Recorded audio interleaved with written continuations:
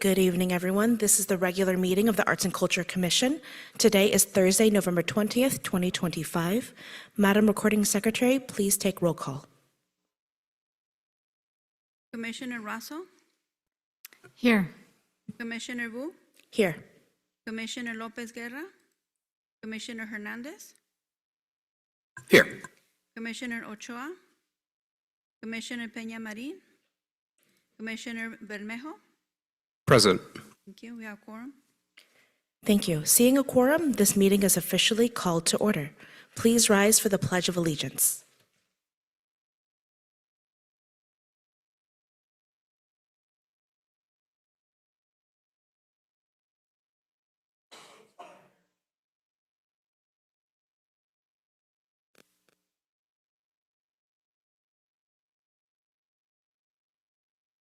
Thank you. You may be seated. At this time, members of the public may address the Arts and Culture Commission regarding any non-agenda items within the subject matter jurisdiction of the committee. No action may be taken on non-agenda items unless authorized by law. Does the public have any comments they wish to share with the commission? Please know that you have 3 minutes to speak. We received 4 e-comments, and they were sent to your emails, and then there's copies on each of your seats. And then we have 4 public comments present. So the first one, Victor Payan, Media Arts Santa Ana. Hello, commissioners. It's great to, do we start? Okay. Hey, commissioners, it's great to see you all. It's been a while since I've been here. That usually means you guys are doing a good job. But I wanted to say on this date, in 2013, the city voted to form an arts commission. So this is your birthday. And United Artists of Santa Ana was a big part of the advocacy for that. So we're really excited. So here are the first, I have 2 comments. The first one is MASA updates. This is our 10th anniversary. It's an anniversary year as well. We partnered with VALA and their Youth in Motion program in September. I'm going to give you some updates of our programs. In October, we had our 16th Film Fiesta. We continue to be a major presenter of Latine, BIPOC, API, Manasa filmmakers, students, women, LGBTQ, first-time directors, and Orange County filmmakers. We had filmmakers from Fresno, Utah, Arizona, and Mexico City and Argentina.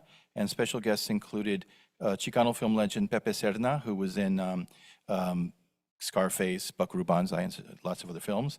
And Rosana de Leon, who's one of the stars of Eugenio Derbez's Apple Plus TV series, Acapulco. And we got a review from a filmmaker in Argentina that I wanted to share with you because it kind of encapsulates what we're about. We're really happy he had a great experience.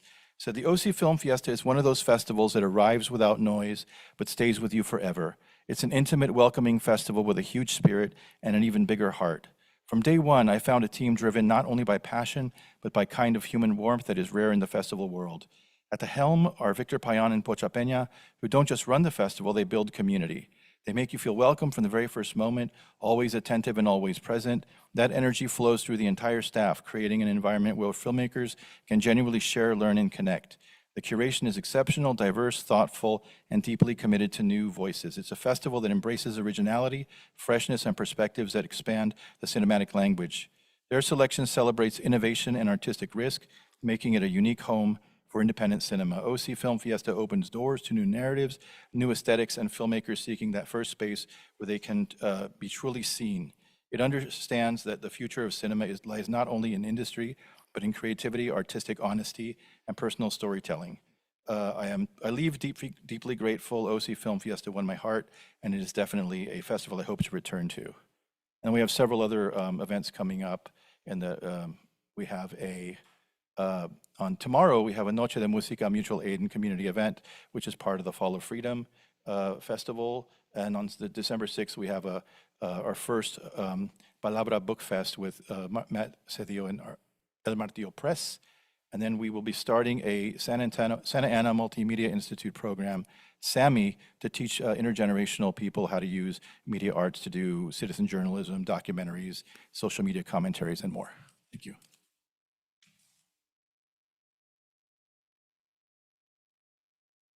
And then the second comment is also from Victor Payan, United Artists of Santa Ana.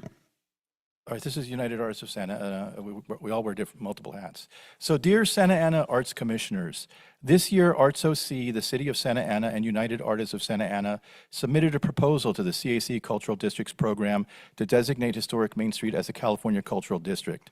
The proposal was selected as a semifinalist, and a site visit was scheduled for October 23rd to include a meeting with Main Street arts leaders and a tour of arts organizations.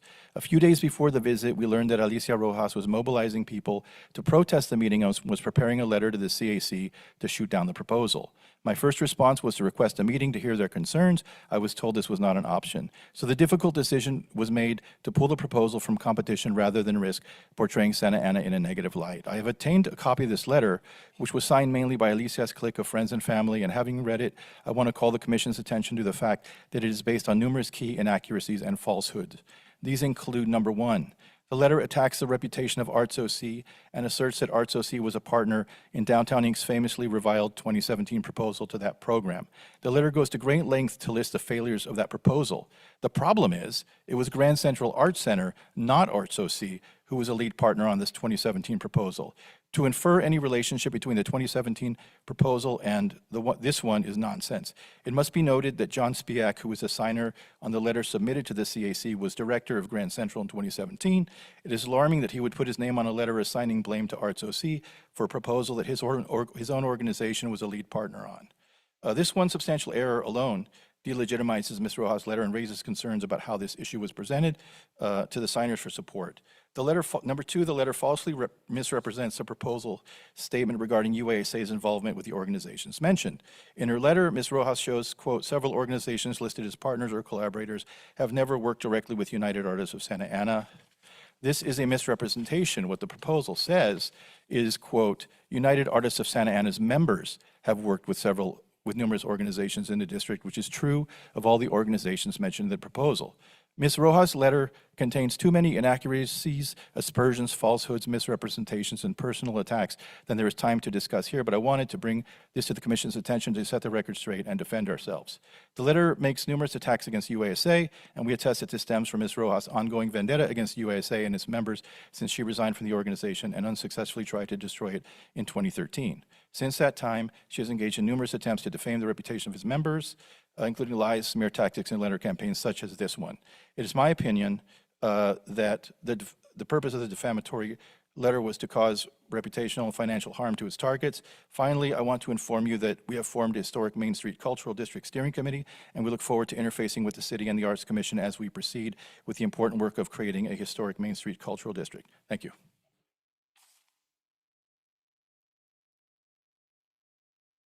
Next, we have David Parsley.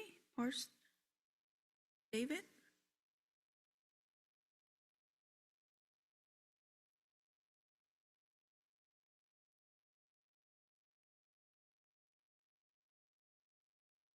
Representing Artists of Santa Ana. It's my first meeting, so and I'm not I don't like public speaking, so bear with me. But I feel like I have to in defense of the Santa Ana artists. I'm a local muralist, and I have the largest Pacific Islander mural in Orange County that's in Santa Ana, in solidarity with the with the indigenous, who the Hawaiians are. I've been a video game artist for 30 years. I've been raised mostly in Santa Ana, and I own a home here and I had a art gallery, local arts gallery for 8 years, and I'm here, and I live here now, downtown Santa Ana, and I've been more involved in like the street art scene in the last 2 years, but I feel like when there's grants and things like that it should be known whether AI is allowed or is not allowed in the grants. A lot of people don't know, but Brian Peterson is an AI artist, and he doesn't design a lot of his stuff. He types out the words, but he's, a computer generates what it is. I have proof of that, and he leans heavily on it. It's impossible to know to what degree an artist does, but once they start doing that, it kind of compromises all their work. And I'm sure you guys have heard, if you follow any news, you've seen that there's been it's been on front page of artists who have won contests with AI artwork. This is CNN. AI won an art contest and artists are furious. There's been a photography, there's been a comic book cover contest, Spawn for Image Comics. This one and a fair digital art competition. And the photography one, the photographer entered it, won a contest where he didn't take the photo at all, it was just generated in AI. And then he forfeited the prize. He's like, I just want to see if it would win. People get tricked by it at first. We've all been tricked by AI, and we do now and again. But there's people that know and they see it and they're like, that's AI. Here's an example that the Rafferty is filled with AI mistakes there's mistakes computers make, but humans don't. That looks great, doesn't it? It's full of errors that a professional artist that could actually design this would not make. The barbell is being held right here, and then there's 5 feet of barbell off to the side. Can you nobody's please ever- speak on the microphone so that we can Okay, sure. make sure that it's recorded? Thank you. Sure. Nobody that ever, if somebody actually designed that by hand, they would never do that, especially a professional artist. The girl is behind the guy, but if you see here, their feet are on the same level, even though they're both carrying barbells. Her arms are twisted to the wrong way. Couldn't even have used models for this. But someone who would know anatomy that well would know not to make those mistakes. Thank you. Your time has completed. I'm sorry? Your time has ended. Oh, okay. All right, I guess that's all. And if anybody wants stickers, I have stickers. And if anybody wants to know about AI and how to tell if something's made with AI, then I'm someone you can talk to. Because can I say one more thing? Okay. I work for the Bowers Museum. They put up AI murals on the walls. They had so many complaints that now it's a policy to never have AI. I've lost my job to AI, introduced it to a company. They got rid of all their concept artists. It's a problem. Thank you. Next, we have Alicia Rojas.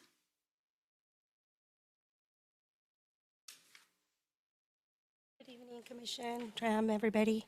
I will let the CAC letter speak for itself and the people who signed it, which were over 10 organizations who have become sort of the cultural economy as well of downtown. So I'll let those signatures speak for themselves. But I'm actually here to talk about something else.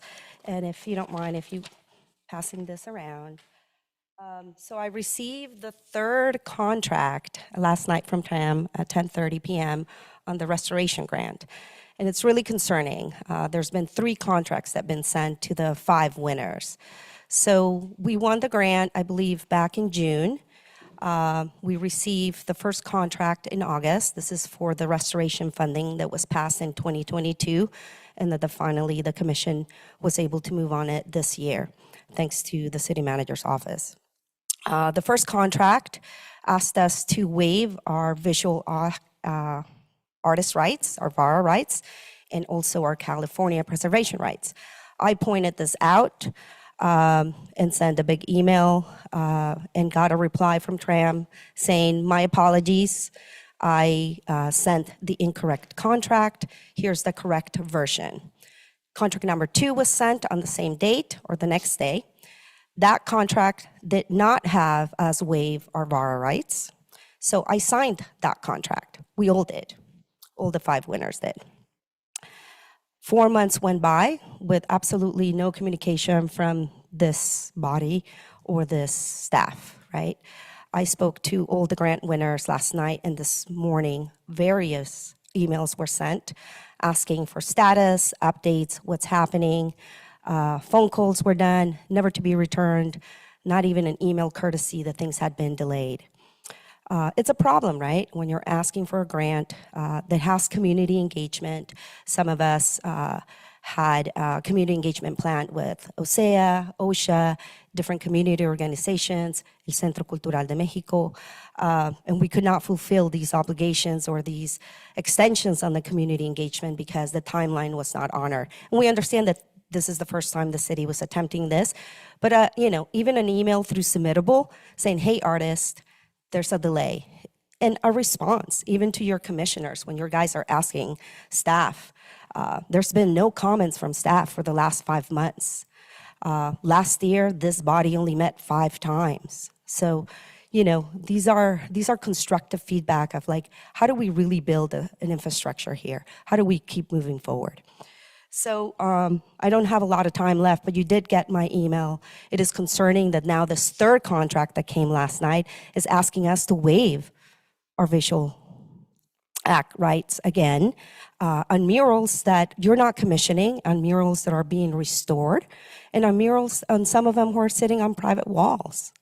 You know, how are we waiving those rights? And how can we let this happen when the city almost lost Chicano Gothic Thank you. this Your year? time has ended. So what you have in front of you is an article from 1991 where Sergio Orcadiz is pictured right outside of this building, upset like we are today, saying the city destroyed my mural without notice and violated my VARA rights. When is the city going to enact a policy? When is the city going to respect artists? And this is what Sergio, with a broken heart, in this interview that you could read, is saying, it's been 35 years, and we're in the same spot today. I know you guys can make a change. We have a progressive council, and that's why you're here. I believe in all of you, and I believe that you should be respected by this body and be informed of things that are happening before they are approved and vetted. Thank you.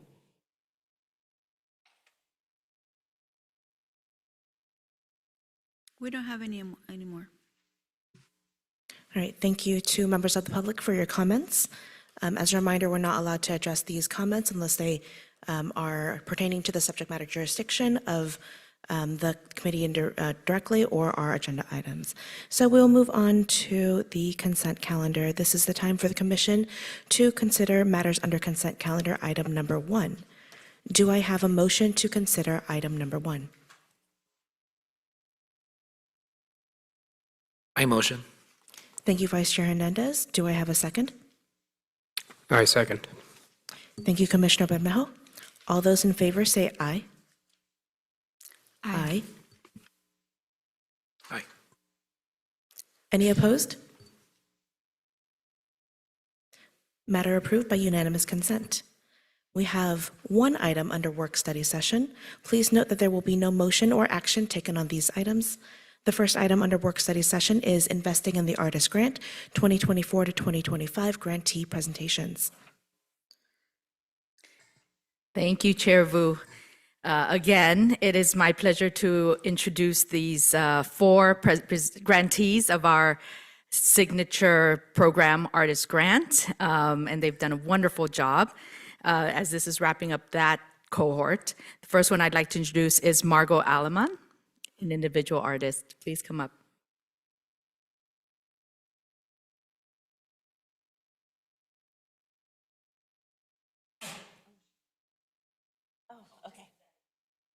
Okay. Thanks for having me today. My name is Margot Alama. I'm an artist, welder, and blacksmith in Santa Ana. And my project for this grant was a free little art gallery.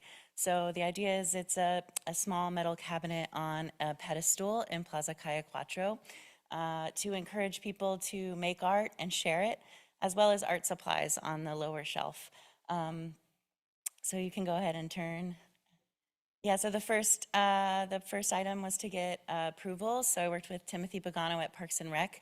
Parks and Rec oversees the plaza land. So he was super excited about the project, which was great. I created drawings and renderings of the project to submit through planning and structural at the building department. You can go ahead and slide. Yeah, go to the next slide. Yeah, Can you speak closer to the microphone, please? Oh, Thank you. sorry. Okay. Yes, you can just click through these site plan, some sections where it's located. It's right in front of the tree with the backdrop of the Santa Ana mural behind it. You can click through this too.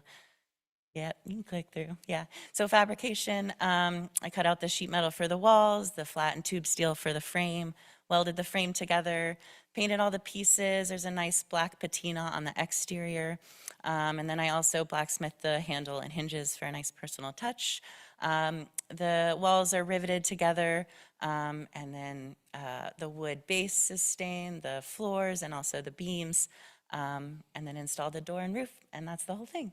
You can go to the next slide. This is it installed in the plaza. The original black bracket design was actually not strong enough to support it, so I did bury a pillar in the planter there, which Parks and Rec is aware of. So you can go on to the next slide. So I created graphics to market it both digitally and print. I put the print flyers all over downtown. Created an Instagram to document the process of the making of it, as well as how it changes over time. I also emailed my personal art contacts, submitted to the Free Little Art Gallery website, and also Travel Santa Ana. And you can go to the next slide. By far the best marketing was the opening event at the November Art Walk. It was a very long art walk. It's an 8-hour event for the Dia de Muertos one. We had 2 interpreters there to speak to people in Spanish, tables filled with art supplies, pieces of paper, and coloring sheets for people, as well as 168 mini canvases that were given out.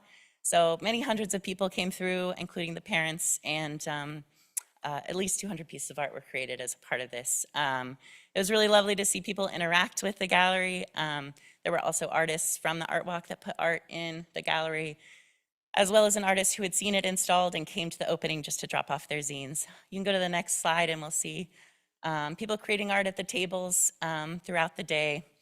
And the next slide shows more people. And it was really fun to see it change over time. So this is all on the same day, where it first was filled with art, and at the end of the day, I kind of moved all the art up and put art supplies in the bottom. So next is a curation.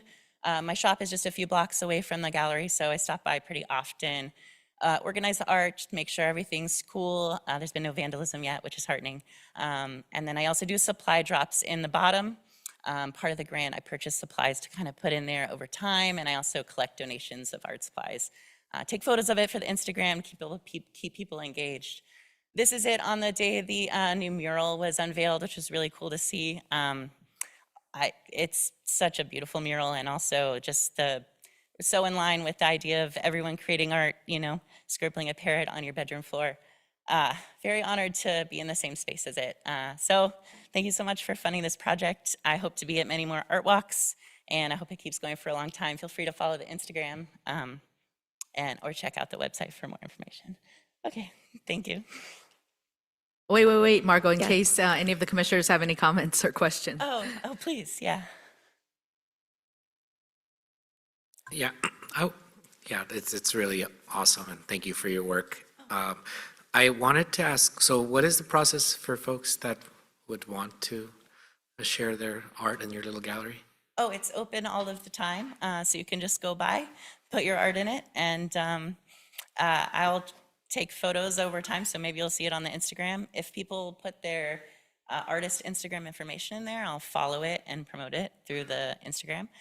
But yeah, there is a lock on it. Parks and Rec requested the lock in case of events when they have like heavy drinking events in the plaza. But other than that, it's open all the time. So it's free. closed, it's locked when there's events in the plaza? It's up to the discretion of Parks and Rec. So there'll be a sign that'll say closed for event, but I think they were saying there's some events where there's a lot of drinking and they didn't want there to be damage to it. So yeah, they have a key. Yeah. Got it. I just want to thank you again.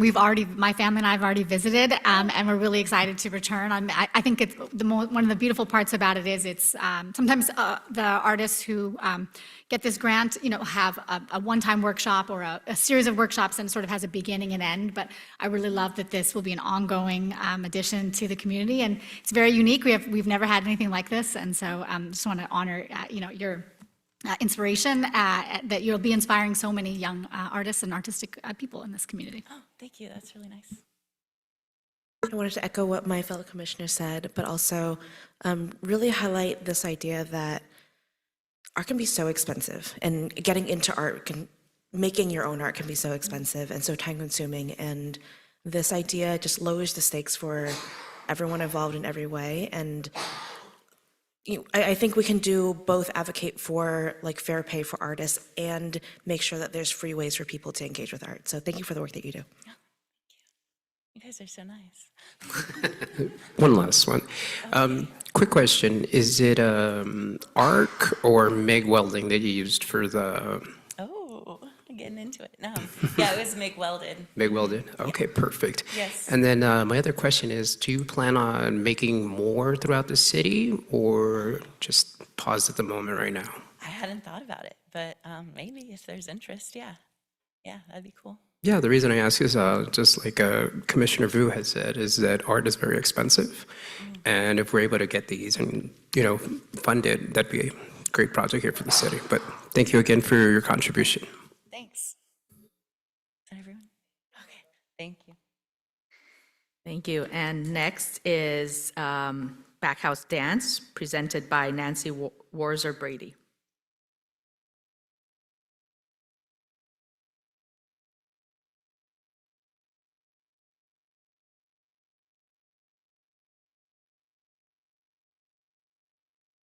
She's got height, I don't. Good evening, commissioners. I'm so glad to be here. My name is Nancy Warzer Brady. I'm the Education and Community Engagement Director for Backhouse Dance. Backhouse Dance is, this is our 23rd year, nonprofit organization. You can move to the next slide, please. Our vision, and vision is dance every day for everybody. We're an accessible, engaging company. You can move to the next. Our mission is to create, perform, and share innovative and bold contemporary dance that inspires, challenges, and uplifts. Next slide. Just a little bit about the company. As I said, we're 23 years. We're founded by Jenny Backhouse, award-winning choreographer. We do not have a dedicated space. So since we've been founded, we have no brick and mortar. And I would say the majority of our work is based in Santa Ana. We've been for 2 decades working with Santa Ana College, Orange County School of the Arts. We've been at OSHA, OSEA. Right now, we're at Santa Ana High School, Valley High School, Godinez High School, 6 different after-school programs. So we do a lot of our work is based in Santa Ana. Next slide, please. And our performance programs consist of performances and professional training, education programs, school collaborations, community partnerships. Next slide, please. So just a little bit about this project, which we called CoLab, which is which just took place pretty much in September. And we're very serious about the theme, art and economy, shaping Santa Ana's future through collaborative creative expression. Next slide, please. I'm so excited about this project. We had this wonderful opportunity, and we just can't thank you enough. Creativity is so important, and Santa Ana is by far the most incredible city in Orange County. I'm saying this just straight from my heart, because there's no other city that takes this so seriously, the fact that creativity is celebrated, and I can't even get my words straight, but basically in September, we had this wonderful opportunity to partner with OCA, which is just such an incredible gallery, right in the heart of the downtown artist village. OCA's been around since 1980, and the work that they present is extraordinary. We partnered with Brennan Roach, this just amazing mind, creative mind, musician as well as, and this was his first exhibition at OCA, visual morphology, pop surrealist. And so this project was a residency. Move on to the next slide, please. This was his main painting, Head in the Clouds, Feet on the Ground, which Jenny and I had a privilege to go to his studios as this project kind of unfolded, as he was trying to figure out, what am I putting in the exhibition? And he was thinking, dance with my exhibition? I don't know. Next slide, please. So this timeline, we started about a year ago, about a year ago. And we had meetings over the course of, in the spring and summer. And the marketing rollout pretty much was in the summertime. We promoted at the downtown Santa Ana Art Walk when the gallery had their shows. And the process and the residency was mostly all throughout September 2025. And then there's a bonus that I'll share with you at the end where we were able to do student assemblies, we call them CoLab Deconstructed. Next slide, please. And so the photos in these slides are from rehearsals and paintings with Brennan's work.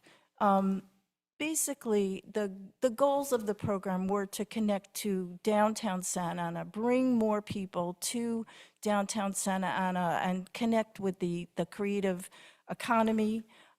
Jenny's quote, which came right from her heart, which is all about, CoLab is about creative exchange, artists learning from each other and from the community. And this project reminded us how collaboration can transform a city one partnership at a time. Next slide, please. Part of this creative process was connecting with Brennan and his work. The dancers, as they were trying to, we were trying to figure out the choreography, the dancers were given a thumbnail, like a printout of their, I call them thumbnail paintings, the list of the exhibition. And as Brennan had just figured it out at the end of August, he was trying to figure out, what do I put in the the exhibition? And so as we started in early September, even before the dancers saw the paintings, they were able to see like these, listing on the thumbnail, small little photos. And we started building stories around the lines and the elements of art and design are similar to what happens in movement. We also decided to use some of Brennan's music, and he had never had anyone even, all of his music is kind of not public. Next slide, please. So the project consisted of 3 major activities. We had the dancers rehearsed in the gallery on Thursdays, starting at 9:30 in the morning. But then we had, because the gallery didn't open until noon, we had public or open rehearsals at OCA, where visitors could come and see the process as we're rehearsing and doing the choreography. Brennan was part of all of these, also the open rehearsals, and he was just like amazed to see how the movement fit with his different paintings. We saw new visitors coming to downtown Santa Ana, and it was a very informal and welcoming participatory part. So that was the rehearsals, was one part. Next slide, please. The other part was a participatory workshop where we had dance and art. We did not have as large a turnout that we had expected, but John Spiak, who connected a lot of visitors from his gallery, and some of the members of OCA came, and some students that we work with at Wooden Floor came. Also, some students from Anaheim in a marching band and color guard program came, and we had just a mix of wonderful audiences. Some of the members were more reticent to moving, but what they wanted to do is we went painting by painting and analyzed how the movement, I need to get going, how the movement fit with the work. Okay, thanks. Next slide, please. The premiere performance was on September 27th. And these are some of the immersive, you could see some of the photographs, the dancers. Next slide, please. This is our marketing plan, joint and digital print campaigns. It was a collaborative process with OCA and Brennan's. We were on Instagram and had several different articles published about it, outreach to all the schools, the Wooden Floor, and nearby cities that we work with. Next slide, please. I thought I would share some of the marketing samples with you so you could see our promotion and our digital program. Next slide, please. I don't know if will the video work? It's really short. It's about a minute long.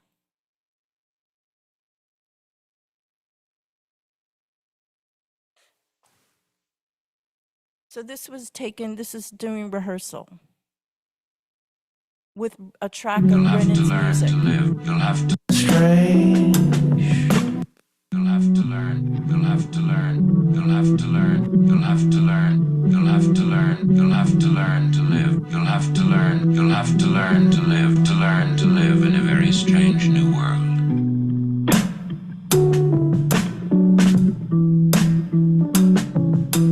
The television screen has become the retina of the mind's eye.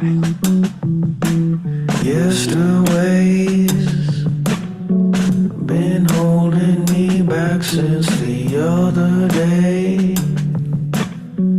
Forgot to mention I've been thinking strange.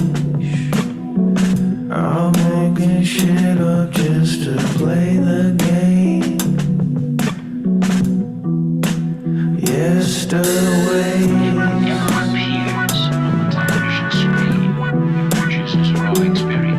So that was a little post we took when we were rehearsing. This was something that was shared on Instagram and posted on Brennan's site, and we shared it with several different sites. We can finish up the slides, and I'll finish up because I'm pretty sure I'm over my time, but I think that this project brought in new visitors to downtown, and I know everyone went out for food afterwards. So I also brought a new attention to Oka, because Oka can be kind of sleepy during the week. And even everyone at Oka was saying that they saw more people and different visitors. Next slide, please. We could kind of, I guess, move on, but you could see some of the photo on the right is the performance, the dancers taking a bow. More of the outcomes. This is a huge event that I think the process was about community access and making an impact on this creative economy, which you are so much supporting. Next slide, please. And then just one other, I call it Collab Take Two. The next week, we had performances at some high schools in Costa Mesa, where we took the work and the dancers from being inside the gallery, we went to the stage, and Brennan wanted to have us use his work, and we projected it on stage, and it took on a whole new life. And with these two assemblies, there were over 650 students who got to see this work. It was really exciting. Next slide. So just, again, I can't thank you enough for this opportunity to really create a new work that combined both visual art, contemporary dance, and some original music of Brennan's. Plus, Brennan sold over 18 paintings, which is amazing. And at the assemblies that we did, the tech person actually works with Brennan over at Segerstrom, and she had bought one of his paintings in the slides that we used. And she was so, next slide. Thank you so much. Really appreciate it. Yeah, thank you. Not yet, in case the commissioners have any comments or questions. And Commissioner Russell, thank you for coming. There's some photos that we put in there. Did you see? Thank you. Well, I'll kick off the comments. It was just a wonderful illustration, I think, as you've reiterated, of something that you can sometimes only experience in a city like Santa Ana, where we honor the arts and we really honor thinking about the arts in new, exciting, participatory ways. And I think there was a comment up there about it was like an artwork coming to life.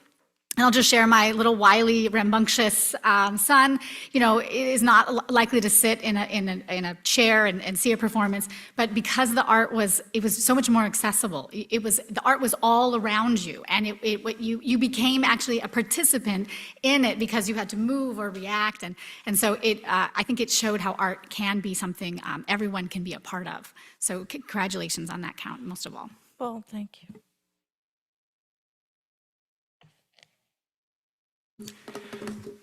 First of all, I want to say thank you for your contribution. Whoa, don't leave. I know nobody likes to take compliments, but first of all, I want to say thank you for your contribution. I know it takes a lot of time and dedication to put in work, especially as volunteers. I like the fact that you're bringing in new people, new crowds, as well as generating business for the local artists as well as the businesses. Overall, looks like a really great experience, and this is truly visual arts. Yes, thank you. Thank you, Nancy. Next is Project Kinship, presented by Uni Her, and Director of Program, I believe, and the photographer of the project. 1, 2, 4 inches. A little closer. How about that? Better? Okay. Imagine a young person standing in front of a wall inside juvenile hall, holding a camera. For some of them, it may be the first time where someone says, "What do you see? What do you want to capture?" And when this happens, you watch something shift because you see the youth thinking like an artist, and they're feeling empowered because this project gave them a chance to be seen in a different light. They were invited to create and express themselves, and that is in huge part thanks to our partners, including the Arts and Culture Commission. So thank you. My name is Uni Her, and I'm with Project Kinship. This year is Heather Choi, our Director of Youth Services, and Quinn Sturdivant, the lead photographer for this photo project. At PK, we work with youth impacted by incarceration, gangs, and violence, and we surround them with support, mentorship, and opportunity. Next slide. Oops, one more slide, please. Together, we brought in an incredible creative team. Quinn here, Kevin Gonzalez, Ryan Hack, Manny Camacho, and the legendary Esteban Oriol. Quinn, do you want to say anything about these guys? See.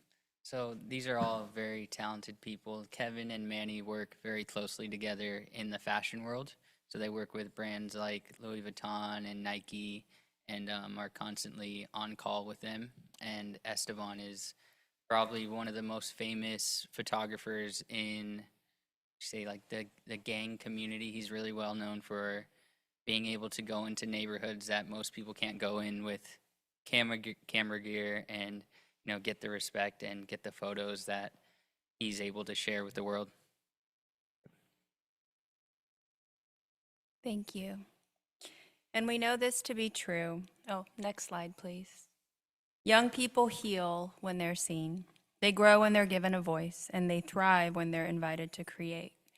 Many of our youth have been seen through the lens of systems and not through the lens of their creativity. This project helped change that by offering a space where they can create and reflect, all the while learning how to see past gang affiliations and conflict and collaborate together and grow. That's why we created a photography experience that gave youth permission to see themselves differently. Next slide. So these are some of the captured moments over the course of this photo project. Youth experimenting with light, angle, shadow, portraits. Seeing their photos laid out helped them think like artists, seeing patterns, noticing details, recognizing how their perspective showed up in their work. Next slide. And over 8 weeks, something really beautiful unfolded. First, we spent time building trust, laughing, talking, breaking bread, learning the photographer's stories, kind of helping them to develop that license to operate with the youth. And then the youth jumped right into the hands-on photography, action shots, portraits, light, movement, really exploring what it means to see something and choose how to frame it.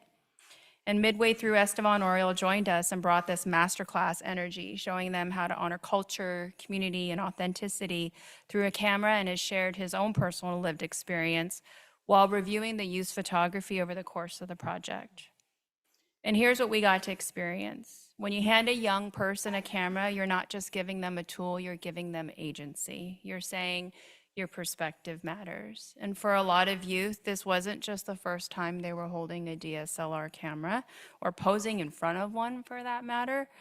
This project really helped bring youth together from rival gangs to look past their challenges and to explore hands-on. And we really truly believe that's how change starts.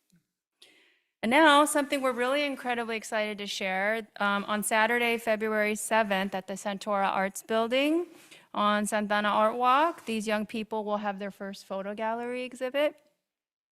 We're very excited and we're very hopeful that you all will be able to attend. Thank you. Yes. Yes. Slide said 25. My bad. Any questions? I just want to commend you, particularly for your presentation, the words you've used, the way you framed everything. You've really just brought an elegance and a beauty to that process. And I can't wait to be there on February 7th to see. And again, I just thank you for working with our youth because there is, it's a calling and it's it's the future. Thank you.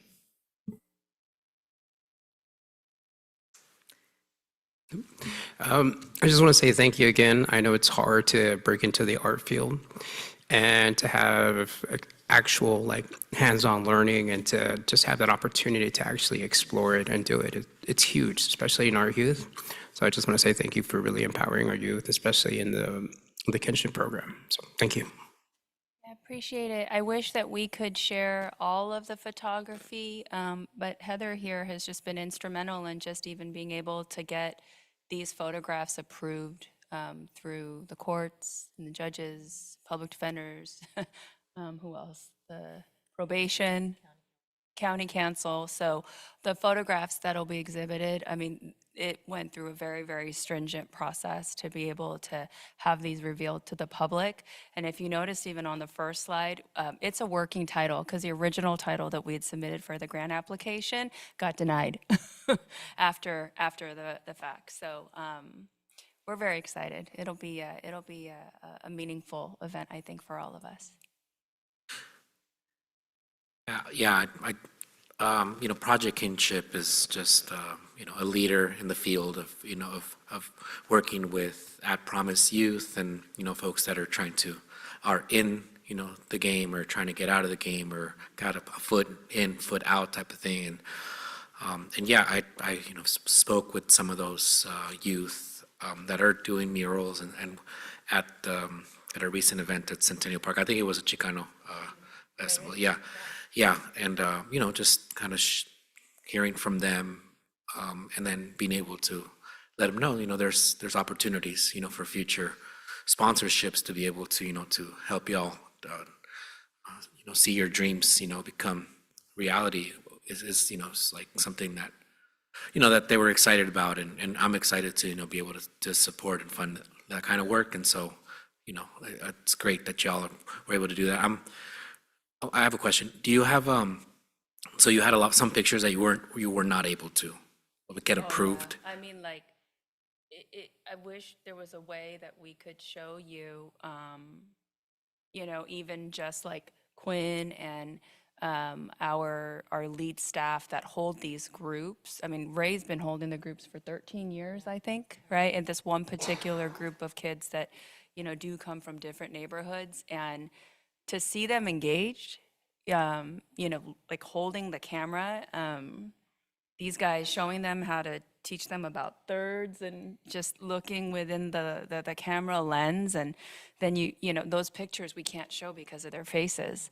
But if you saw their faces, you would your heart would melt. I mean, you know, I think one of my most memorable memories with some of the youth was like, wait a minute, you're saying I can get paid to model?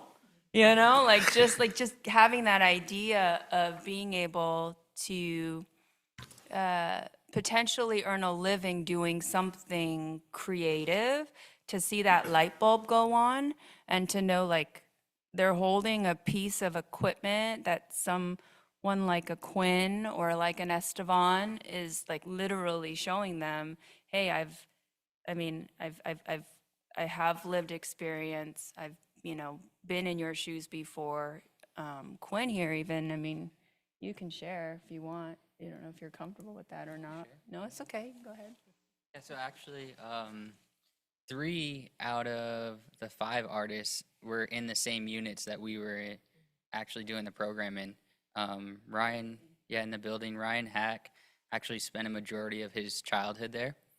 And so to have him come back, and I don't think he was ready for it. Like he was, I mean, because we talked about it a lot, but to see him go into the same unit and then be able to share with the kids, it was not only amazing for the kids, but also for him, it was very healing.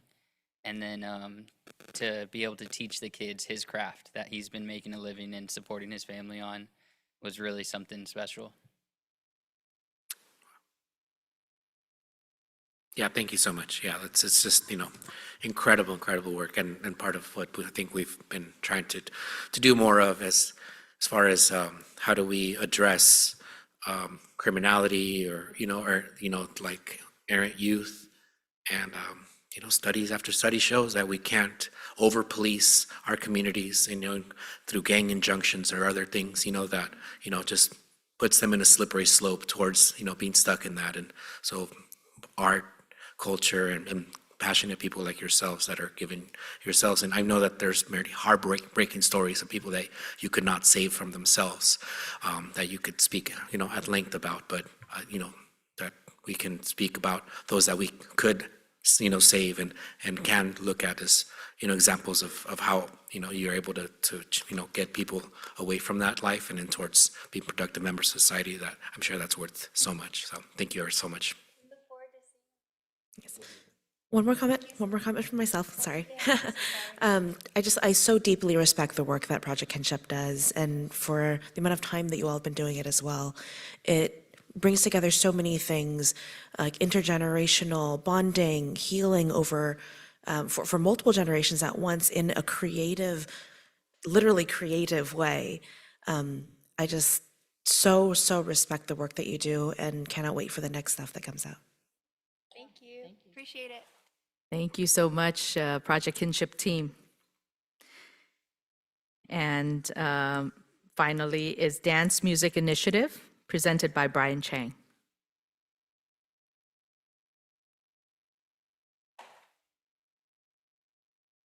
Greetings, commissioners. My name is Brian Chang. I'm the executive director and founder of Dance Music Initiative. And we're thrilled to have this opportunity to once invited to speak to you guys to share the amazing results from the grant, as well as just having a city just really embrace art and culture and value it, right? We've done this program in lots of cities in Orange County, and we haven't received nearly as much support as from Santa Ana. So go ahead and next slide, please. Next slide. So just, quick summary, you guys are probably aware of the theme. We're shaping Santa Ana's future through collaborative creative expression. So what we did was we pitched our free weekly DJ classes program, and we got approved for a $14,000 award. What we promised to do was to teach 40 classes running from February to November, each running at 2 hours each, and we had 6 instructors doing that. So that's over 400 hours of instruction that we provided with this grant. We also generated a documentary video, which we'll show a small excerpt from during this presentation. And then go ahead, next slide, please. Next slide. So a little bit quickly about us.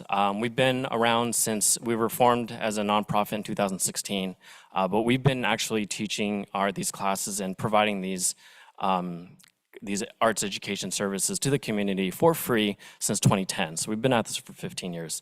And basically, we love dance music. If you've ever experienced what it's like to be on the dance floor, to share those moments with your peers, colleagues, friends, everybody, share cultural experiences with those on the dance floor, it's really incredible. And I think to the layperson who's kind of outside of that sphere, they might think, oh, well, they're just partying. It's not really, art, or it's not really creative. No, it's an opportunity for artists to share their stories through music, and for the dancers to be able to take that in and share their performances. So there's this nice little give and take on the dance floor between DJ and dancer. And then one of our other main programs that we do outside of this program that we got the grant for is we also provide our lessons to school kids during their after-school programs. So earlier today, I was at a middle school teaching kids how to do this with all the same equipment, same curriculum. So it's really nice to see, appreciation. Next slide, please. Next slide. So a couple ways of how we integrated the theme was, we're providing free artistic education in the community, and then we're giving them our students real opportunities to perform in front of their local communities. So we book events, we host them ourselves, we have access to a Laguna Beach radio station.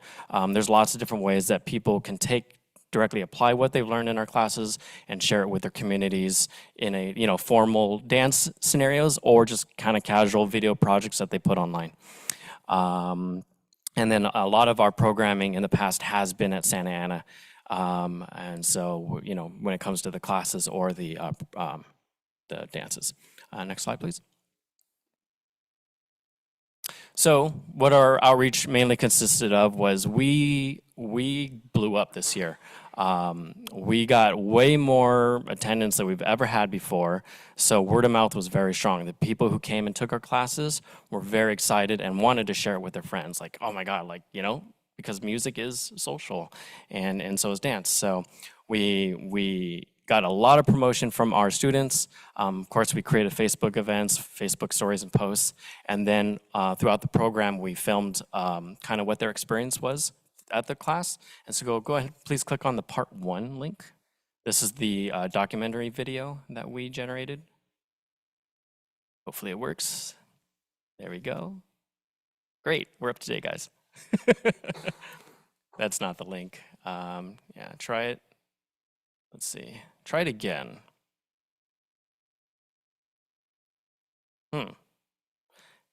So do you see that YouTube link up there? That's what it's supposed to be going to. Do you see that? Yeah, so maybe get rid of the part before the HTTPS. See if that will work. Yeah, all of our video links are online, so hopefully this works. You want me to do it? Okay.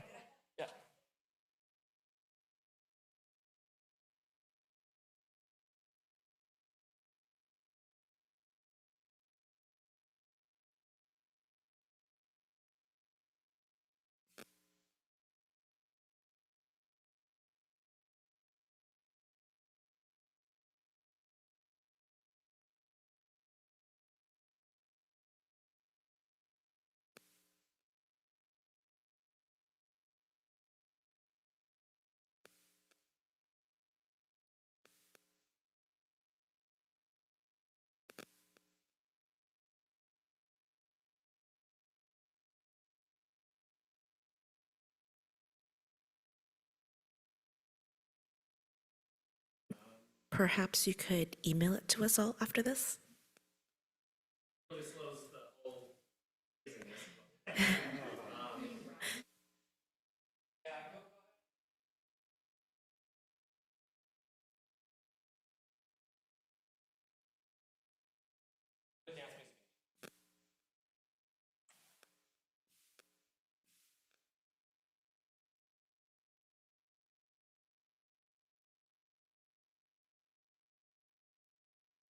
Yes. Okay. So while we're getting that loaded up, we teach this class out of a business in downtown Santa Ana at the Pizza Press. I'm sure you guys have had dinner there at some point. Mimi, the owner, the franchisee, has been amazing to share her space with us to provide these classes.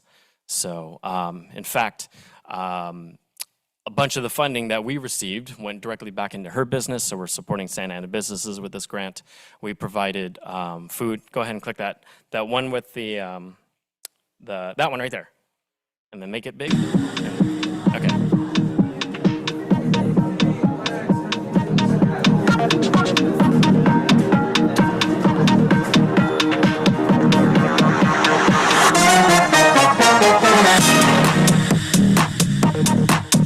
This is how we set up our classes. just right there in the dining Dance hall. music culture is a way to express yourself. It is so great to have something expressive outside of your everyday, daily routine. I also grew up dancing, so dance music culture is my life. Any way to get more involved with it is what I'm very passionate about. Going to one of my first events, just seeing just how happy, excited. Being around people who relate to music in the way that I do and help others relate to music in ways they didn't know that they could is the amazing thing about dance culture. And overall, just a great community to be a part of.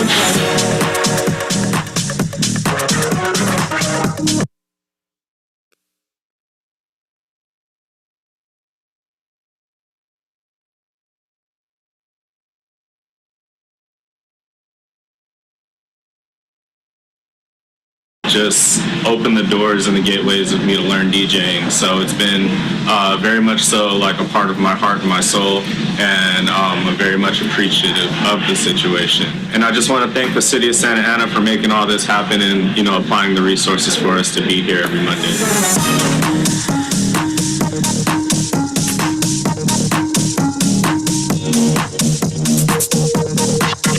I'd really like to thank the city of Santa Ana And the Pizza Press for having DMI. Thank you so much for bringing us all together, for building this community. giving us a space and a place and a little bit of money to put these classes on. It's been wonderful, and I think it's absolutely a great investment in the community.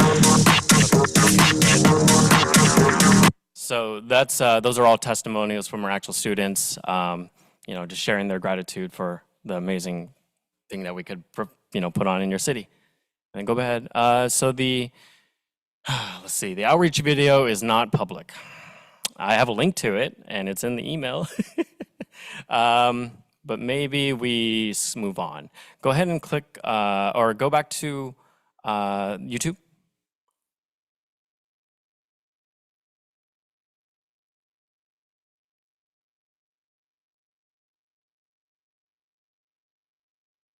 And then go back to Dance Music Initiative. You might want to keep it open.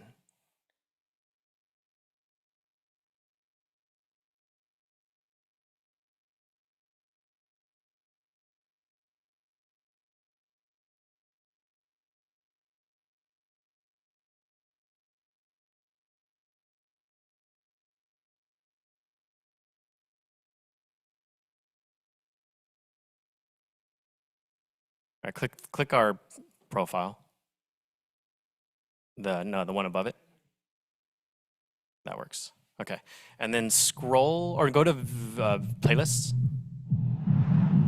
Do you see playlists? It's underneath the subscribe button. It's black. Push it down right on that ribbon. Okay, so once you've done that, you can safely lift up your right hand. Okay, so now you've got control of the record. So every time you pass the ribbon, Click on playlists and then do the Our Programs. Sorry, we're having, not that one. Okay, yeah, it's right there. The second video, Let's Go Places. Right there. Okay, so what we're showing with you now the is opposite of any work platform we tried in the past. We tried other work management platforms, not naming names. Go Places, driven by your Southern California Toyota dealer. Yeah, so what I'm sharing with you now is we got approached by the Channel 9 News to feature our program on network television. And so this was totally unexpected, but lined up with the program. So this is, we're just gonna see a brief thing about their coverage because kind of get an idea of what we do, but it just kind of legitimizes ourselves to the community. So go ahead and push play. All right, everyone, welcome back. You know, when you hear that music, it is one of our favorite segments. Where are we going? Yes, in today's Let's Go Places are Alex. You went to a free DJ class. It was really fun and surprisingly a lot harder. Could you do it? I'm so excited to see that. You'll see. You'll see. Yeah. We're mixing things up this morning. Local music group Dance Music Initiative show me how to drop the beat. Every Monday evening in downtown Santa Ana, beats blast inside the Pizza Press on 4th Street. No, it's not a restaurant dance party, but a meeting of musicians hoping to hone in on the art of DJing. People just kind of drop in and we teach them how to DJ. It's as simple as that. That's Brian Chang. He started Dance Music Initiative. Cool. So basically, we got a lot of great outreach from this one. People, my friends were saying, "Oh my God, I saw you on the news." They had no idea, right? It was just very, just like kind of happenstance. We actually got cold called by a school that saw our feature, and we got a contract with the school to teach these classes to their kids. So really opened up a lot of doors for us, and I really want to thank Santa Ana for like helping that happen. So that was amazing. Yeah, so it was a really cool feature. And then I guess for the personal story and the outreach video, you have to click on the direct thing. So we'll go ahead and move on to the next slide. Okay, so yeah, some impact numbers. So basically, over the 40 weeks that we did this, we had over 600 student engagements. That means new people and people returning to class to take our lessons. We are very good at keeping people engaged, so there are a lot of repeat people. We've had people who have been taking our class for over 3 years, and it's all for free on Mondays. I would say roughly that was over this period about 100 unique students, and we are now at 8 instructors. When we first pitched this program to you guys, we had 6.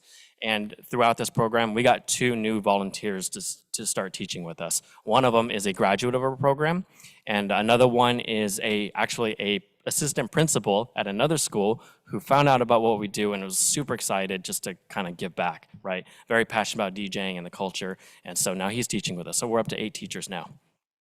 During this time, we had 4 graduates. We have a pretty rigorous curriculum, which where students get to demonstrate core competency in DJing, meaning they're unassisted, they follow all the fundamentals, they can mix 4 records using turntables all by ear, and that's actually much harder than you think, because nowadays we have all the digital formats that kind of automate a lot of stuff for you, so we're bringing it back to old school and having them really train their ears. So we liken our education to being classically trained in the art of DJing.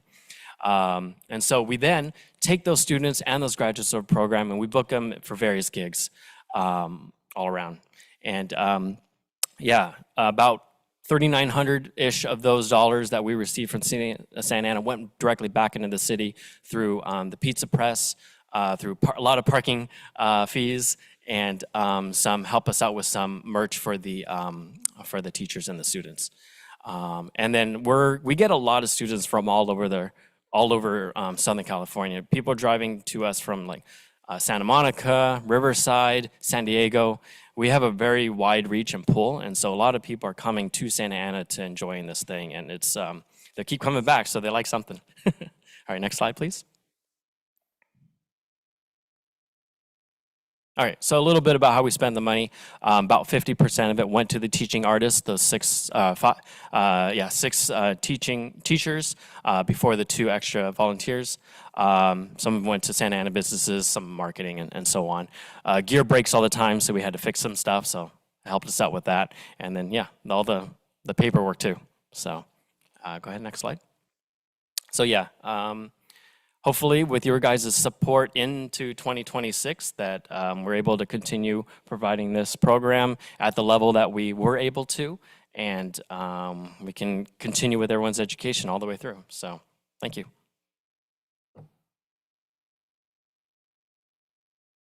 Start off. I would say thank you first for putting on the class. I had a friend from a music producer. He was a DJ in LA, and he's the one that shared your Instagram. And he's like, hey, check it out. You guys have a free DJ class that's been going on Mondays for like the last 3 years. And I was like, what? And so it's great. I know that it does have a huge turnout of people. All they ask is that you bring your own headphones because that's the only thing they don't have. But thank you again. Great program, great atmosphere. So I encourage everybody to check it out at least once. Yeah, everyone's invited. So if you've ever been at all curious about what's involved in DJing, how to do it, the gear, the techniques, the philosophy behind it, we share all that.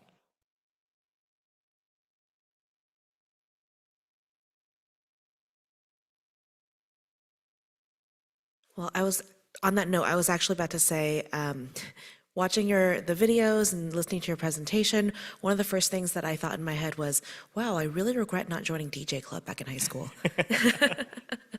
I think it's so amazing to hear that it's such a rigorous curriculum that's based in the art itself and not how to just produce something that is listenable, which I feel, to the point of a public commenter earlier, I do feel like many digital formats lend themselves really easily to AI, and this is just human touch all over, and I love that about it. So greatly appreciate this work that you're doing. Cool, thank you.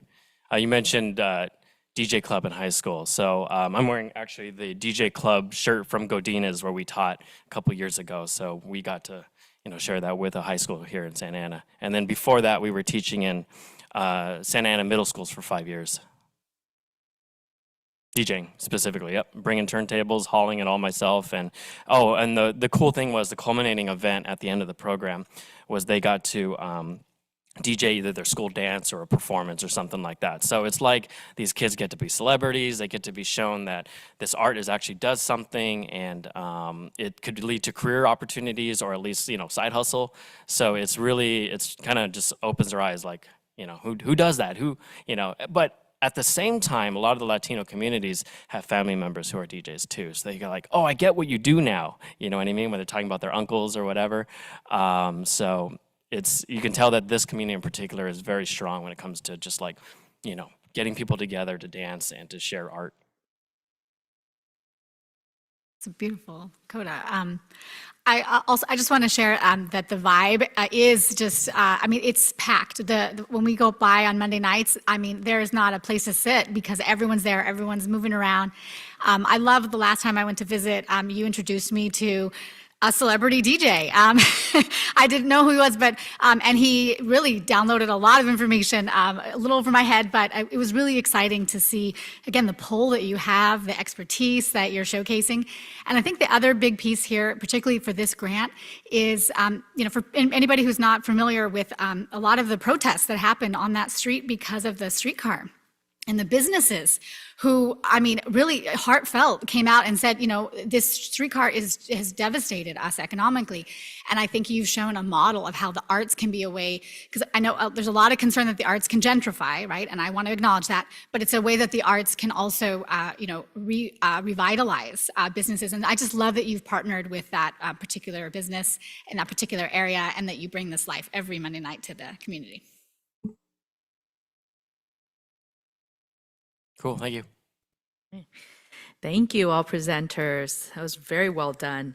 And I'd also like to thank all our actually amazing commissioners, as you will witness, that many of them have attended, even the ones who happen to be absent today, are very engaged commissioners. I know Commissioner Bermejo even attended the OC Crazies stand-up and improv before he became a commissioner.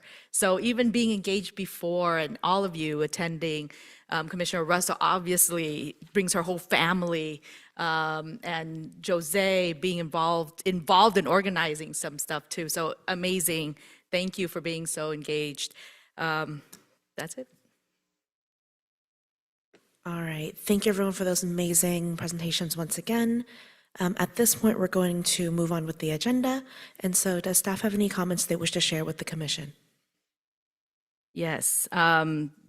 We recently were able to partner with Public Works Agency, and we will start to coat all the murals in parks with anti-graffiti coating. So that is a great progress that we're able to do, since a lot of these murals were created before my time, before the arts commissioners was even created. So there was no guidelines, there was no mandate to have anti-graffiti coating. Nowadays it is. Nowadays, most people in the city are aware that all murals need to have some kind of anti-graffiti coating. Otherwise, it's very hard to restore it afterwards, and particularly when you can't contact the artist.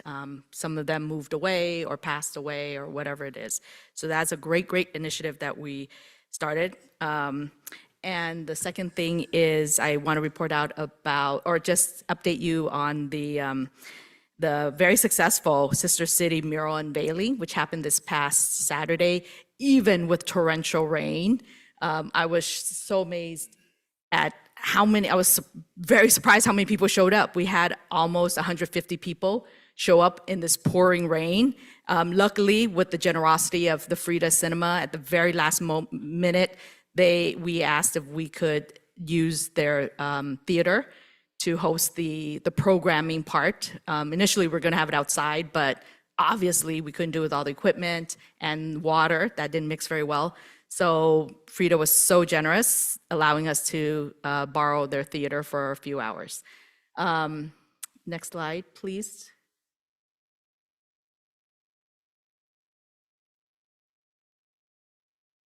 Or maybe scroll, try scrolling down. There we go. So this is the wall before any mural was put on. That was the wall. It's been like that for a few years. Next. And this was because we partnered with our sister city, Sahuayo, in Michoacan, Mexico, in the state of Michoacan. They brought the symbol, I guess, of their city, which is the Tlahuile masks. And those are actually, I guess, demon spirits or something. And the gentleman at the bottom with the white hat is a hero fighting off these demons, from what I understand. That's actually the mayor performing. The gentleman on the left with the blue suit is the mayor of Sahuayo, performing with one of the performers from this group, this Hawaiian group. And so they dance, and it was really lively and wonderful. Next slide, please. This is how the mural was covered up before it was unveiled, which I was very surprised at the creativity of our Public Works Department working on that. The folks on the bottom are, you see the 3 artists who are there, along with the mayor of Sahuayo, the city manager, and some council members, some Santa Ana council members. Next. And then this is the mural finally unveiled with many of the community folks who attended, and family and friends of those who participated in the mural.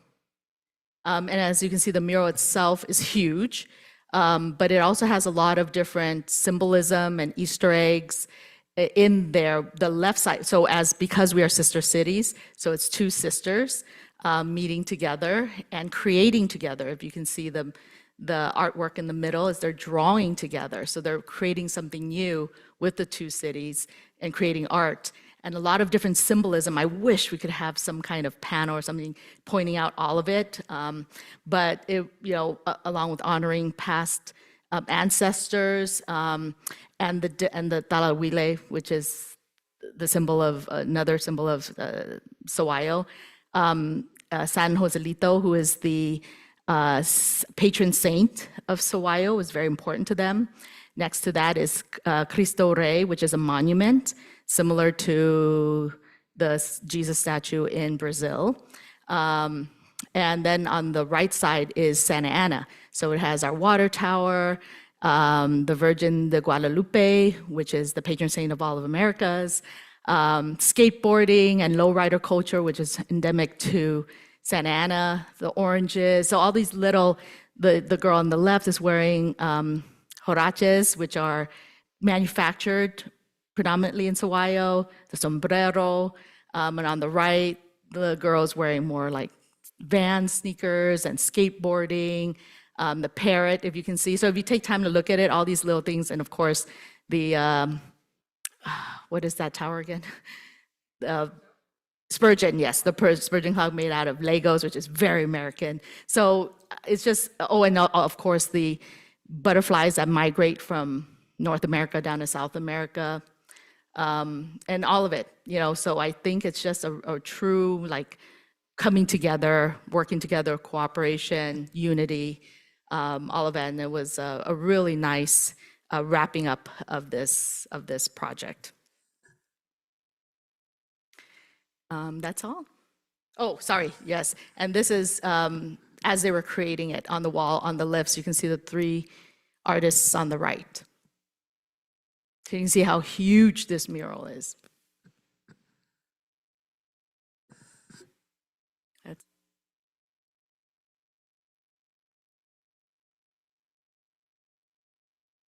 Were there any additional comments about applications? I'm sorry? Did you have any additional comments about applications that we're going to release? Oh, yes. I will be releasing artist grants, the new round of artist grants, and the professional development workshop, RFPs, by the end of this month. Thank you. Okay. And with that, we'll move into commissioner comments then. So does the commission have any comments they wish to share? Commission members, please note that no member may speak more than once until all have had an opportunity to speak. Also, the commission may limit our comments to 3 minutes each.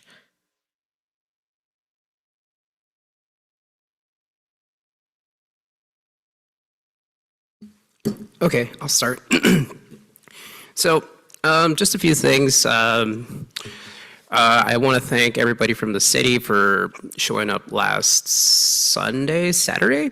We had a food drive at Centennial. We were able to impact over 600 boxes of food to families, and so that was really great. That was before the mural. Another thing is that we have another food bank coming up for this Sunday, I believe. It's going to be at the police department, and we're going to be doing turkeys along with some of the other council people. Some other things that I would like to mention is some of the local artists, ever since I started going around and talking to people and meeting people, they've expressed that they have some events that they have in the city, but they don't really get a lot of exposure. So I said, you know what, I'll be more than happy to publish our local artists here in the city of Santa Ana. With that said, let me see here. We have Noche de Música that was presented by Victor Payo, which is going to be taking place this Friday. It's going to be a really free market, as well as some vendors and a couple other community events. Is going to be taking place at the Masa building right there off of 17 and Main, I believe. Yes. The other one we have a culture sense, as well as a lot of small businesses and events that go down here. We have a goth night. I know some people don't know about it, but it's one of the big ones here in Orange County. It takes place every Thursday, 10 p.m., free of cost, so check it out. As well as the Tamale Festival. It's one of our biggest events that we have in December. A lot of the local businesses show up, as well as the vendors that impact the city. So I invite everybody to come out to Tamale Festival. If you guys have never been, amazing. December 13th, right here in downtown Santa Ana. I think that's it. Yes, also with the Delhi Center for December 8th, we're going to be doing an event with Representative Lou Correa. So I encourage everybody to come out if you guys can. And it's all these activities that I talk about are with the community. Overall, it's to help impact as well as to influence our local artists. So that's for me. Thank you.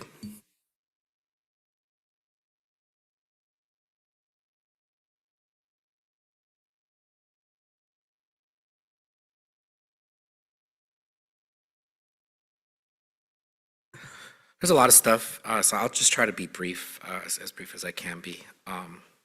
Just want to, in the spirit of, thank you for mentioning Delhi's event with the Congress member. As a board member, definitely, want to help promote that and support that, and we should all do that. So I wanted to start with wanting to request that we, and in today's meeting, I know this is a commission and not a council meeting, but in the memory of Rudy Cordova.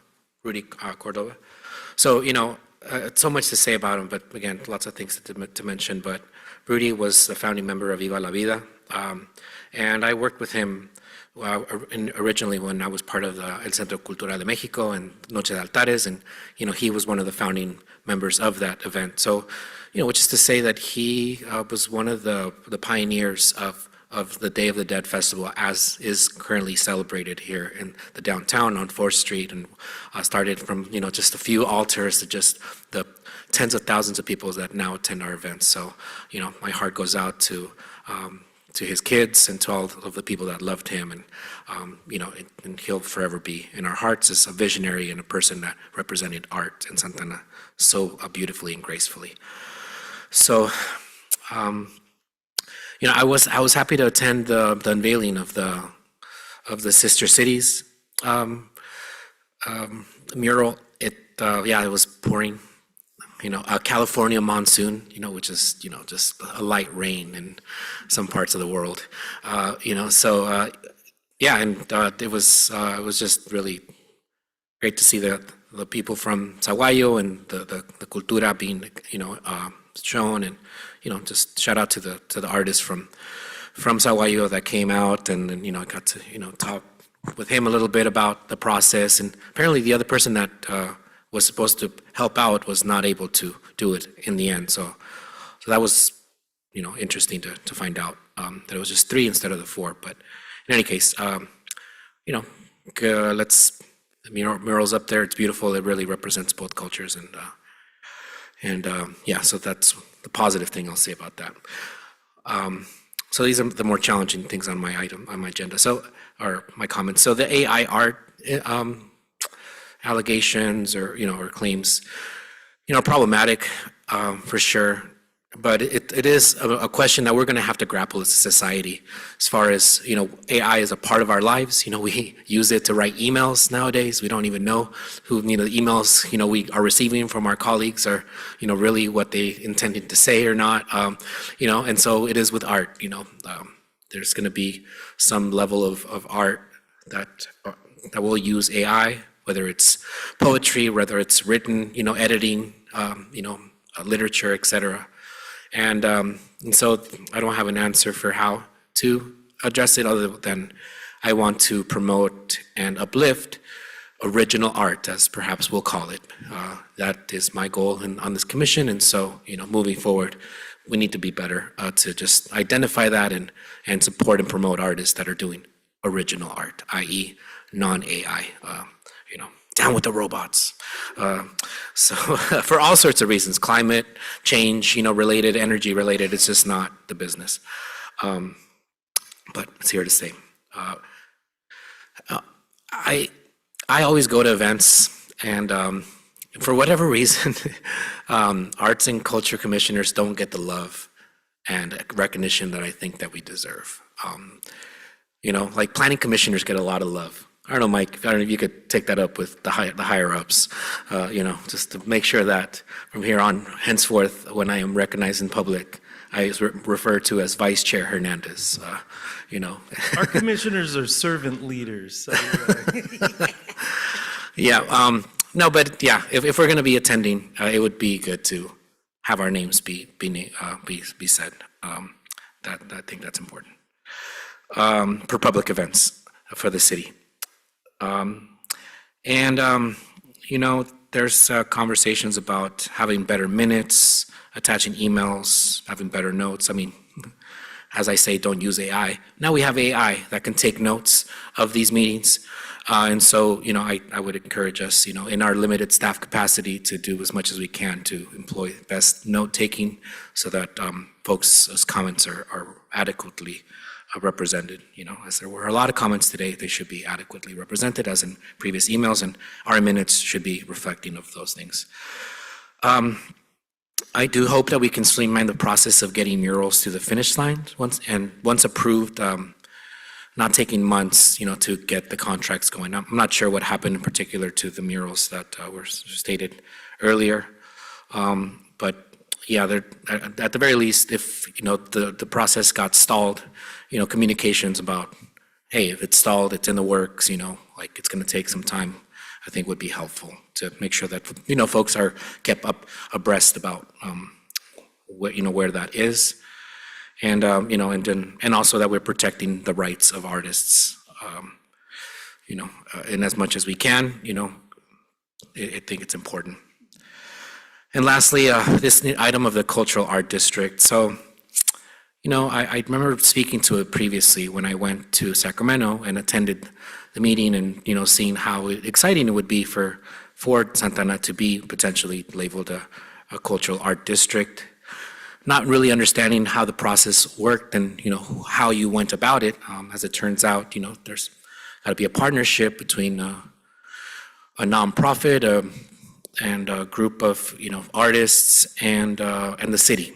So there had to be city buy-in for it to have even got started. So, you know, I am troubled that us as a commissioner were not made aware that, you know, there was conversations between, you know, commission staff, and even with the city around, you know, doing this, given that we're the Arts and Culture Commission. It would seem very much something that we should have been made privy to once it was initially initiated with the applicants, regardless of who that is, you know, and that to me, I feel like we kind of took off on the wrong direction even from that point, when, you know, we couldn't have a say or be able to, you know, just be made aware, like, wow, like this is happening. You know, I mentioned it. I think I would have wanted to hear about it from staff comments when, you know, but no staff comments haven't been given in previous meetings.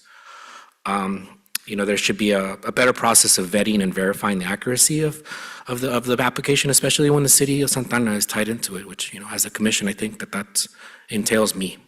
And you know, making sure that everybody has a buy-in when that application. You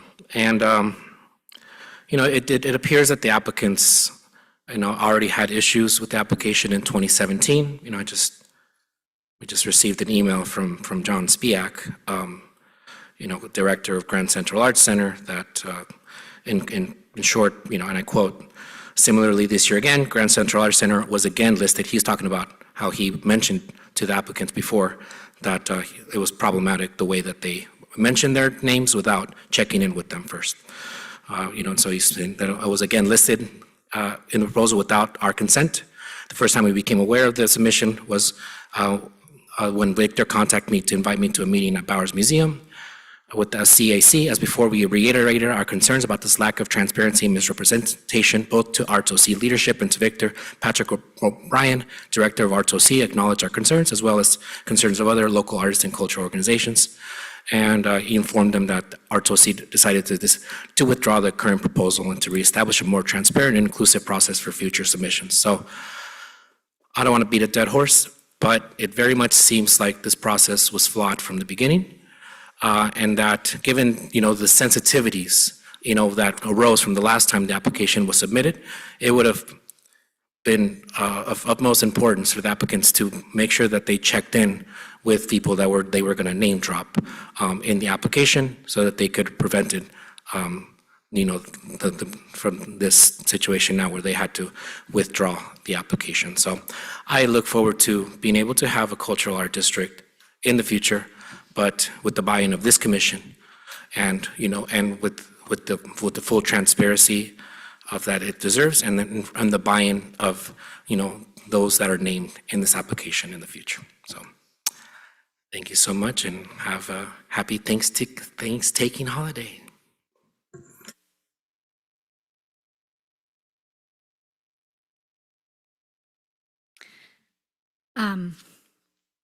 I usually like to spend or reserve this space to highlight events that are happening in the community. So thank you, Commissioner Bermejo, for taking on some of that sharing aloud, because we have so many exciting events that happen every day of the week in our city. But instead tonight, I want to speak from a place of deep disappointment about a pattern of neglect, dismissal, maybe even apathy that I have experienced as a commissioner, and that many of the artists that I am in contact with across our city have felt about their own contributions for far too long. Commissioner questions that have been raised on the dais here, as well as via email, have been ignored for weeks. Sometimes they only get addressed when I have to elevate them to my council member and other city staff. In the case of the Restore Art Grants, is one of the most recent examples. The artists who were awarded that grant, and I believe one of the artists mentioned it tonight, had plans for community engagement, which is something that I've prioritized as a commissioner. And so 5 months of ignorance, or 5 months of being ignored with no updates about when the funding will come, is a really apt example of this dismissal or ignorance. As Commissioner Hernandez has mentioned, artists have made public comment here in front of us, and their comments have been misrepresented. Their emails that they've sent have actually been excluded until today. Although I would appreciate having access to emails as far in advance as possible so that they can actually be read before the meeting when they might be discussed. I also want to point out that I know there was a Brown Act session where you all discussed some of those theses, but I believe, again, the exclusion of these comments and not having the minutes, meaning they're not part of the public record, is a violation of that Brown Act. Another example of emails not being addressed or brought to our attention as a commission would include, Sarah Guerrero from Breath of Fire would be one example most recently, and then I know John Spiak has emailed the city, but had included all of the commissioners in regard to the restoration of a sculpture in our downtown for the Palestinian activist who was assassinated, Alex O'Day, and that went unanswered for months. He also had an artist coming from Sawayo, as it happened, and there was no response whatsoever. And that artist has already come and gone now. I also want to go back to the point about the exclusion of this commission when it came to the discussions about the California Arts Cultural District.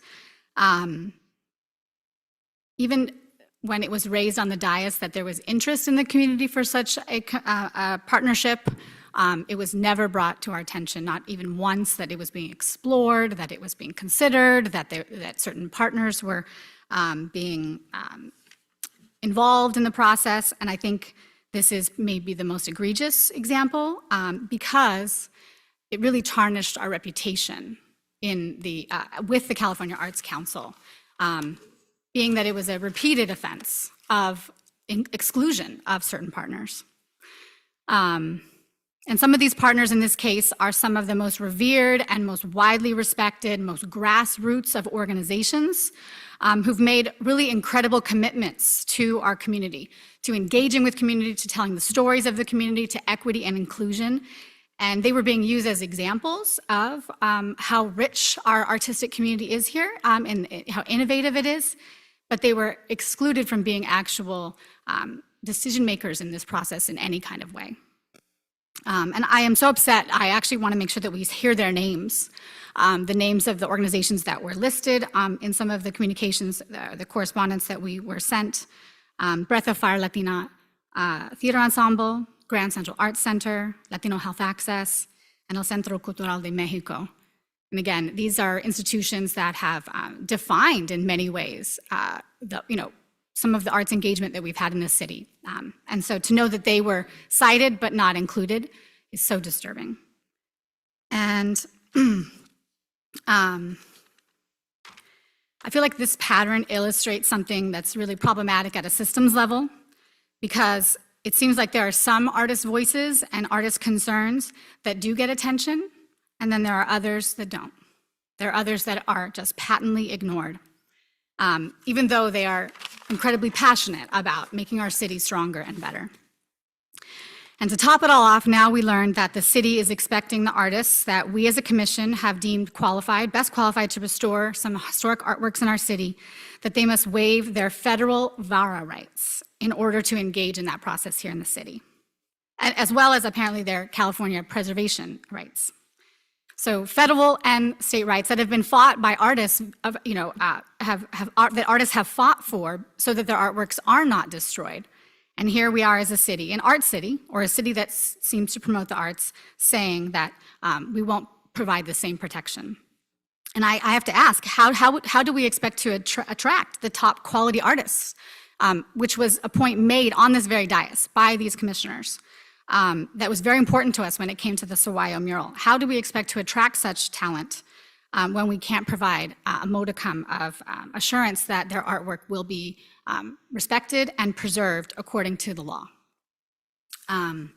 And I want to wrap it around by saying that all these issues seem to really amplify the problems we encountered with the Chicano Gothic mural, when one of our city's most treasured murals, an artwork that has historical importance, has importance as an educational tool, to Migdio Vasquez, his mural portraying a Chicano family, or a set of Chicano fruit pickers at Memorial Park. Because we did not have these processes in place or these policies to help protect our arts, we almost lost this treasure. And it doesn't seem we have learned from this moment. So aside from the deep respect to everyone here on this dais and to the council members who've entrusted us to guide and advise policy and public art initiatives like a cultural district designation, I'm questioning now what the point is of us even convening the few times a year that we do gather when we have a quorum, if our voices, our questions, our concerns, the voices from our community that we are here to represent, their questions, their public comments, their emails, and all the individuals that have helped contribute to the arts vibrancy here in this city are ignored so obliviously. Thank you.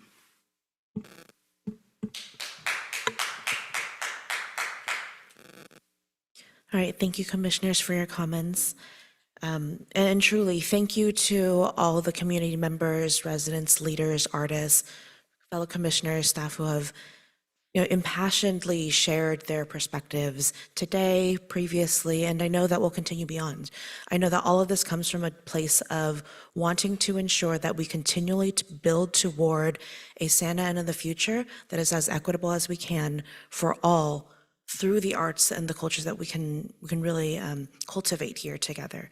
And so even with these tough discussions, with these perspectives that we feel with these perspectives that we need to share with one another in order to come to an understanding of where we are now and where we can build toward in the future, I want to say from a place of appreciation first that all of you took the time to share those thoughts with us so that we can start there and then build toward the future. Communication and continuing to engage with one another is going to be the key for us to really build toward what it looks like for Santa Ana to have this infrastructure, the policies, the staff, the support from both community and from the city that can make this Arts and Culture Commission, as a public commenter mentioned earlier, on our 13th birthday today, or 12th birthday today, really continue for another 12, 13 years onward. And so thank you all for that. I am committed to, and know that each of our commissioners here is also committed to following up as best as we can in order to address these issues as best as we possibly can. And there may not be answers right now, but I'm sure that we'll work toward them in the future.